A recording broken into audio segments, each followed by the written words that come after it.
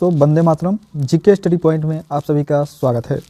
आज की इस वीडियो में हम देखेंगे महत्वपूर्ण 31 प्रश्न जीके से संबंधित, जो कि कॉम्पिटिटिव एग्जाम के लिए काफ़ी महत्वपूर्ण है।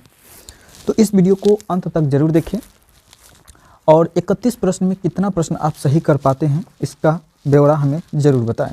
कम से कम 28 प्रश्न आपको सही करना है 31 प्रश्न में।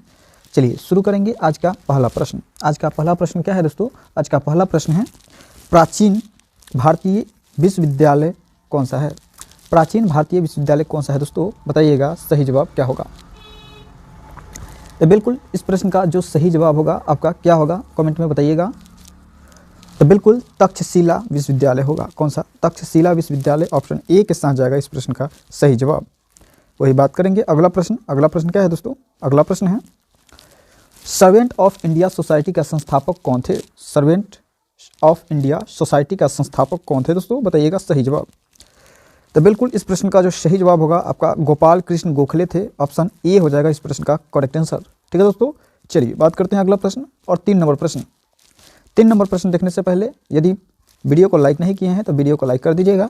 चैनल पर पहली बार है तो चैनल को सब्सक्राइब करके अपने दोस्तों में शेयर जरूर कर दीजिएगा। तीसरा नंबर प्रश्न है, भारत ई ग्रांड ट्रक रोड जो है वो किसके शासनकाल में बना था? भारत का ग्रांड ट्रक रोड जो है वो किसके शासनकाल में बना था? कमेंट में जरूर बताइएगा।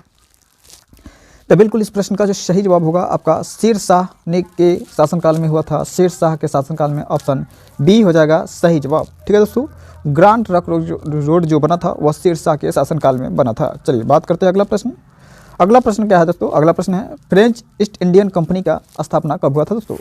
फ्रेंच ईस्ट इंडियन कंपनी का स्थापना जो हुआ था वह कब हुआ था? तो 1664 ईस्वी में हुआ था। 1664 ईस्वी, ऑप्शन सी के साथ जाएगा सही जवाब। ठीक है दोस्तों, ब्रिटिश ईस्ट इंडियन कंपनी का स्थापना कब हुआ था? कमेंट में बताइएगा। ब्रिटिश ईस्ट इंडियन कंपनी का स्थापना जो हुआ था वह कब हुआ था भारत में? बताइएगा।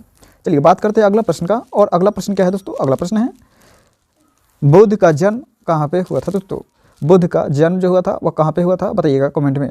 तो बिल्कुल बुद्ध का जन्म कहाँ पे हुआ था बताइएगा। कमेंट में इसका आंसर आप लोग बताइएगा कि बुद्ध का जन्म कहाँ पे हुआ था। चलिए बात करते हैं अगला प्रश्न का।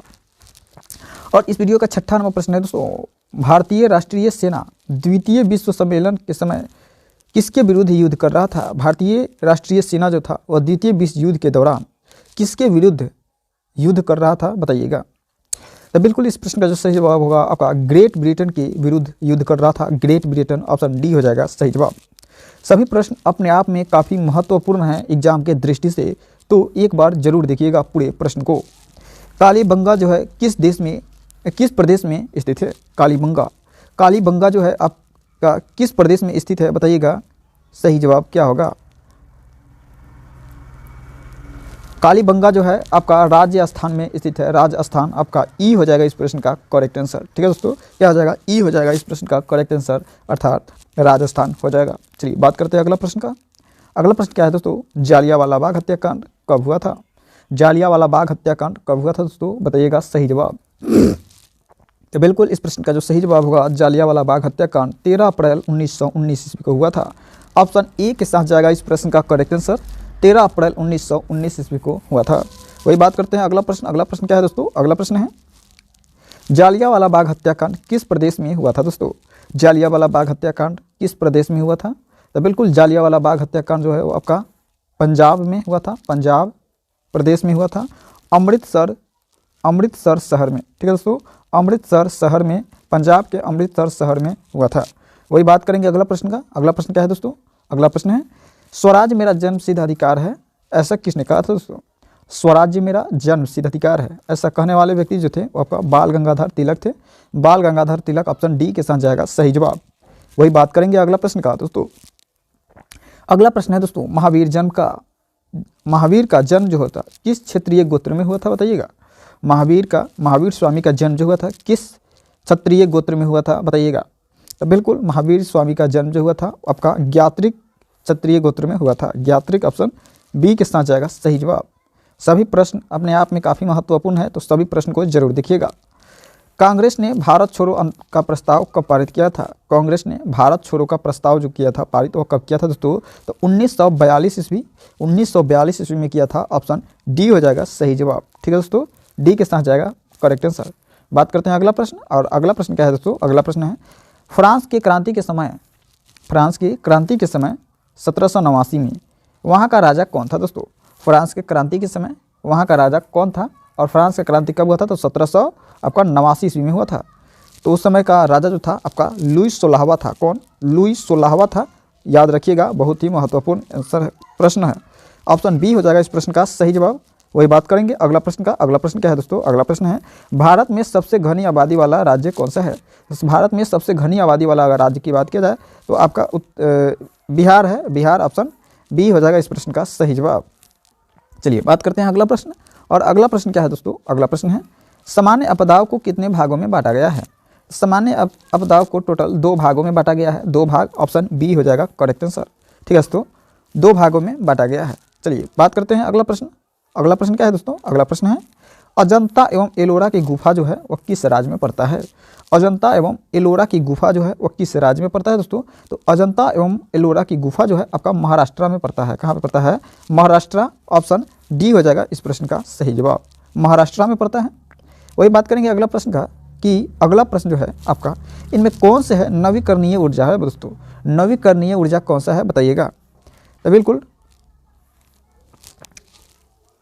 नवीकरणीय ऊर्जा इसमें कौन सा है दोस्तों? तो बिल्कुल नवीकरणीय ऊर्जा अगर बात किया जाए तो कोयला हो जाएगा। कोयला इसमें नवीकरणीय ऊर्जा है, बाकी सभी अनवीकरणीय है। वही बात करेंगे अगला प्रश्न का कि अगला प्रश्न क्या है? अगला प्रश्न है दोस्तों कपास की अच्छी पैदावार की मिट्टी कौन सी है? कपास की अच्छी पैदावार की मिट्टी जो है आपका काली मिट्टी हो जाएगा। काली मिट्टी ऑप्शन ए हो जाएगा इस प्रश्न का करेक्ट आंसर। वही बात करेंगे अगला प्रश्न का कि बांदीपुर जीव अभयारण्य किस राज्य में पड़ता है दोस्तों? बांदीपुर जीव अभयारण्य जो है वह किस राज्य में पड़ता है बताइएगा कमेंट के माध्यम से सही जवाब क्या होगा? तो बिल्कुल कर्नाटका में पड़ता है। कर्नाटका ऑप्शन सी हो जाएगा इस प्रश्न का सही जवाब। बांदीपुर जीव अभयारण्य जो पड़ता है वो आपका कर्नाटक में पड़ता है। कर्नाटक की राजधानी कहाँ पे है? कमेंट में बताइएगा कि कर्नाटक की राजधानी कहाँ पे पड़ता है। चलिए बात करेंगे अगला प्रश्न, और इस वीडियो का 21 नंबर प्रश्न है। 21 नंबर प्रश्न क्या है दोस्तों? समुद्र की गहराई किसके द्वारा मापा जाता है? तो समुद्र की गहराई जो है आपका किसके द्वारा मापा जाता है दोस्तों? तो बिल्कुल आपका सोनार के द्वारा मापा जाता है। समुद्र की गहराई सोनार के द्वारा मापा जाता है। वही बात किया जाएगा दोस्तों कि आकाश की ऊंचाई किसके द्वारा मापा जाता है? तो रडार के द्वारा मापा जाता है कि एरोप्लेन जो है कितनी ऊंचाई पर उड़ रहा है। ठीक है दोस्तों, अर्थात रडार से ऊपर की ऊंचाई मापते हैं और सोनार से समुद्र के नीचे की ऊंचाई को, गहराई को मापते हैं। वही बात करेंगे अगला प्रश्न का कि अगला प्रश्न है भारत के निजी क्षेत्र में सबसे बड़ा विद्युत परियोजना कहाँ पे है? भारत के निजी क्षेत्र में सबसे बड़ा विद्युत परियोजना जो है आपका कहाँ पे है दोस्तों बताइएगा। तो बिल्कुल इस प्रश्न का जो सही जवाब होगा आपका क्या हो जाएगा? तो बिल्कुल महाराष्ट्र में है। महाराष्ट्र ऑप्शन डी हो जाएगा करेक्ट आंसर। महाराष्ट्र में विद्युत क्षेत्र का सबसे बड़ा परियोजना है। वही बात करेंगे अगला प्रश्न का कि अगला प्रश्न है पशु और पौधा में सबसे बड़ी विविधता कहाँ पाई जाती है? पशु और पौधा में सबसे बड़ी विविधता जो पाई जाती है उष्णकटिबंधीय आर्द्र में पाई जाती है। उष्णकटिबंधीय आर्द्र कहाँ है? तो ऑप्शन बी हो जाएगा करेक्ट आंसर। वही बात करेंगे कि अगला प्रश्न क्या है दोस्तों? अगला प्रश्न है ओजोन परत हमें किससे रक्षा करती है? तो ओजोन परत जो है आपका पराबैंगनी विकिरण से रक्षा करती है। पराबैंगनी विकिरण ऑप्शन सी हो जाएगा सही जवाब। बात करेंगे अगला प्रश्न का। अगला प्रश्न है भारतीय संविधान में कितने प्रकार के मौलिक अधिकार प्राप्त है? तो भारतीय संविधान में टोटल 6 प्रकार के मौलिक अधिकार प्राप्त है। 6 ऑप्शन सी हो जाएगा सही जवाब। वही बात करेंगे अगला प्रश्न का। अगला प्रश्न क्या है दोस्तों कि संविधान सभा की संघ समिति का समिति अध्यक्ष कौन थे? संविधान सभा के संघ संविधान के समिति का अध्यक्ष जो थे वो कौन थे दोस्तों? तो बिल्कुल आपका जवाहरलाल नेहरू थे। जवाहरलाल नेहरू ऑप्शन सी हो जाएगा करेक्ट आंसर इस प्रश्न के लिए। वही बात करेंगे अगला प्रश्न। अगला प्रश्न क्या है दोस्तों? अगला प्रश्न है संसद के सभापति के दोनों सदनों का सभापति अध्यक्ष कौन होता है? संसद के सभापति के दोनों सदनों का सभापति कौन होता है दोस्तों? तो बिल्कुल लोकसभा के अध्यक्ष होता है। लोकसभा अध्यक्ष ऑप्शन सी हो जाएगा इस प्रश्न का सही जवाब। ठीक है दोस्तों, देश का पहला नागरिक कौन होता है? कमेंट में बताइएगा दोस्तों कि देश का पहला नागरिक कौन होता है। वही बात करेंगे अगला प्रश्न। अगला प्रश्न क्या है दोस्तों? अगला प्रश्न है भारतीय संविधान के किस अनुच्छेद में राज्यों द्वारा प्राथमिक मातृभाषा दिए जाने की प्रावधान है? यानी यदि पंजाब में पढ़ा रहे हैं तो आपका मातृभाषा पंजाबी देना अनिवार्य है। यदि तमिलनाडु में पढ़ा रहे हैं तो तमिल भाषा देना अनिवार्य है। चेन्नई में पढ़ा रहे हैं तो वहाँ की जो मातृभाषा है उसको देना अनिवार्य है। ऐसा संविधान के किस अनुच्छेद में कहा गया है, बताइएगा। तो बिल्कुल संविधान के 350 की ए में कहा गया है कि मातृभाषा देना अनिवार्य है। ठीक है दोस्तों, प्राथमिक मातृभाषा जो है वहाँ के लिए अनिवार्य है। बात करेंगे अगला प्रश्न। अगला प्रश्न क्या है दोस्तों?